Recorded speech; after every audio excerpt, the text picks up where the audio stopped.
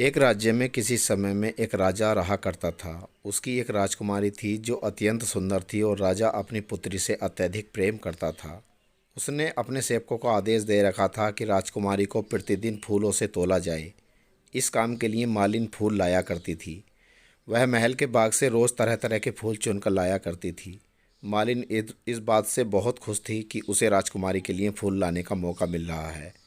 राजमहल के बगीचे में एक सुंदर तालाब था। तालाब में रंग बिरंगी मछलियाँ थीं।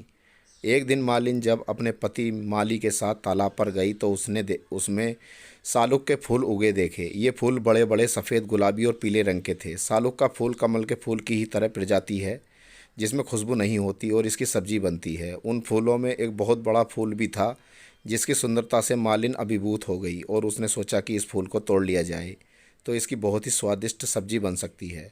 उसने उस फूल को तोड़ लिया। माली ने जब घर आकर अपनी कटारी से फूल को काटना चाहा ताकि सब्जी बन सके तो उसमें से एक आवाज़ आई, मुझे मत काटो, मैं सालुक कुंवर हूँ और मैं इस फूल के अंदर ही बैठा हुआ हूँ। मुझे काटना है तो किनारों से काटो ताकि मैं बाहर आ सकूँ। आवाज़ सुनकर माली डर गया, पर मालिन ने बड़ी सावधानी से फूल की एक एक पत्ती अलग करनी शुरू कर दी।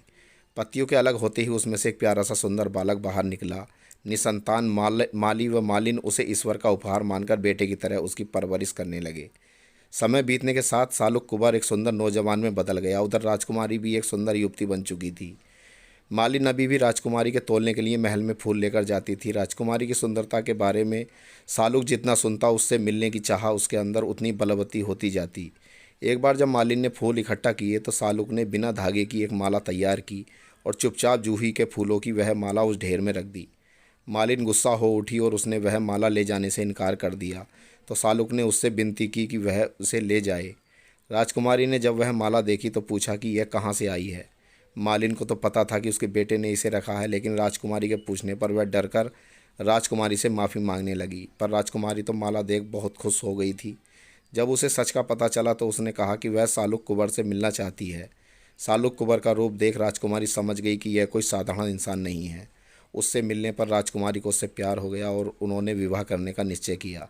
उन्होंने गंधर्व विवाह कर लिया। इस समय किसी को बताना उचित न लगने के कारण उन दोनों ने अलग अलग रहने का फैसला किया। सालुक कुंवर सबसे सो जाने के बाद रात को मोर पर चढ़कर राजकुमारी से मिलने महल आने लगा। वह अपने मोर से कहता, मेरे प्यारे मोर, जल्दी से मुझे राजकुमारी के पास पहुंचा दे। सालुक की माँ उसे वहां आते न देख ले, इसलिए राजकुमारी कहती, ओ मोर, जल्दी से उड़कर आओ। राजमहल के बाहर हाथ में भाले लिए प्रहरी खड़े रहते थे। राजकुमारी गाना गाती, मेरे प्यारे सालुक कुंवर, जल्दी आ जाओ वरना भालों से तुम्हें छलनी कर दिया जाएगा। इसी तरह वे काफ़ी समय तक मिलते रहे, लेकिन एक दिन सालुक को पहरेदारों ने देख लिया और उसे भालों से बीन दिया गया। राजकुमारी की लाख कोशिशों के बावजूद वह बच न सका। तब राजा को पता चला कि वह उसकी लाडली बेटी का पति था। राजकुमारी के दुख से परेशान राजा ने सालुक के अंतिम संस्कार का प्रबंध किया। लोग उसकी मृत शरीर को लेकर शमशान की ओर जाने लगे।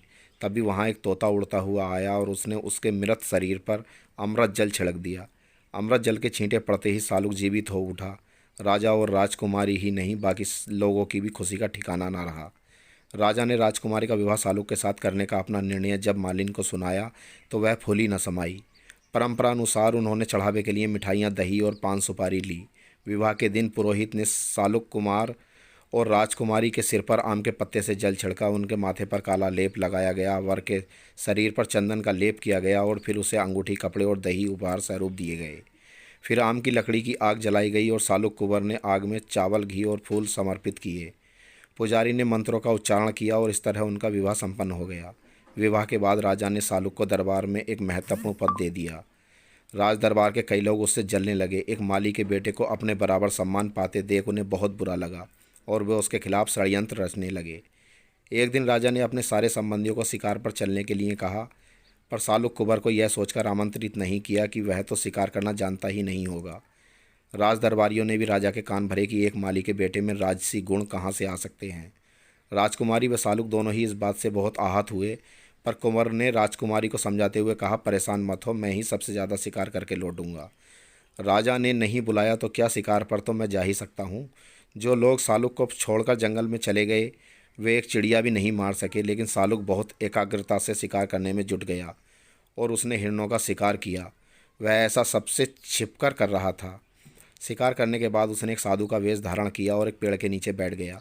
राजा के कुछ संबंधियों ने जब एक साधु को तपस्या में लीन बैठे देखा तो वे उसके पास अपना भविष्य जानने की इच्छा से जुट गए। सालुक कुंवर ने उन सभी को एक एक कर हाथ देखकर भविष्य बताने लगा और साथ ही उन लोगों की पीठ पर गर्म चिलम से एक निशान बना दिया। उसके बाद वह साधु का वेश त्याग अपने असली रूप में उनसे जा मिला। तभी उसे देख मुंह बनाने लगे जैसा उनका आना उन्हें अखर रहा हो। कुछ देर बाद जब सब भोजन करने बैठे तो उन्होंने सालुक को पानी लेने भेजा। वह जिस तालाब से पानी लेने गया था उस पर एक डायन का अधिकार था। डायन ने उसे पकड़ लिया और यह जानने के बाद कि वह राजा का दामाद है उससे बोली कि राजा को अगर यहाँ बुलाओगे तो ही तुम्हें छोड़ूंगी। राजा तक जब यह खबर पहुंची तो उसने मना कर दिया, क्योंकि वह अपने दामाद को पसंद नहीं करता था और चाहता था कि राजकुमारी की शादी किसी राजकुमार से हो जाए। सबको वापस महल में आया देख राजकुमारी ने सालुक कुंवर के बारे में पूछा, हे पिता, मेरा सालुक कुंवर कितना कहाँ है और कितनी दूर है? तो राजा ने कहा, हे बेटी, वह तो मज़े से बैठा जुआ खेल रहा है और अभी तो बहुत दूर है, उसे आने में समय लगेगा। राजा की बात सुन राजकुमारी को विश्वास नहीं हुआ, क्योंकि वह अपने पति को अच्छे से जानती थी। उसने अपने 2 पालतू कुत्तों छनुआ और भनुआ को सालुक की खबर लेने भेजा। सालुक की गंध से कुत्तों को उसके बारे में पता चल गया और तब उन्होंने उसे डायन की कैद से छुड़ाने के लिए एक धोबी से मदद मांगी। धोबी ने एक बांसुरी खरीदी और उसे बजाते बजाते तालाब के आसपास घूमने लगा। बांसुरी की आवाज़ सुनकर डायन के बच्चे तालाब से बाहर निकल आए। धोबी बांसुरी बजाता गया और बच्चे उसके पीछे पीछे चलते जंगल तक आ गए। डायन उनके पीछे पीछे गई पर वापस लौटने की राह नहीं ढूंढ सकी और सालुक कुंवर मौका मिलते ही कुत्तों के साथ वापस महल में पहुंच गया। राजकुमारी उसे देखकर बहुत खुश हो गई। सालुक ने सबको सच्चाई बताई। तब राजा को एहसास हुआ कि सालुक वास्तव में बहुत ही योग्य इंसान है। अपनी बात को सिद्ध करने के लिए उसने राजा को लोगों की पीठ पर पड़े निशानों को भी दिखाया और सब जान गए कि सारे शिकार उसने ही किए थे। राजा को अपनी भूल का एहसास हुआ और उसने उससे माफ़ी मांगते हुए उसे अपना उत्तराधिकारी घोषित कर दिया। दोस्तों, कैसी लगी आपको ये कहानी? अगर पसंद आई हो तो प्लीज़ लाइक और सब्सक्राइब ज़रूर करते रहिए। शुक्रिया।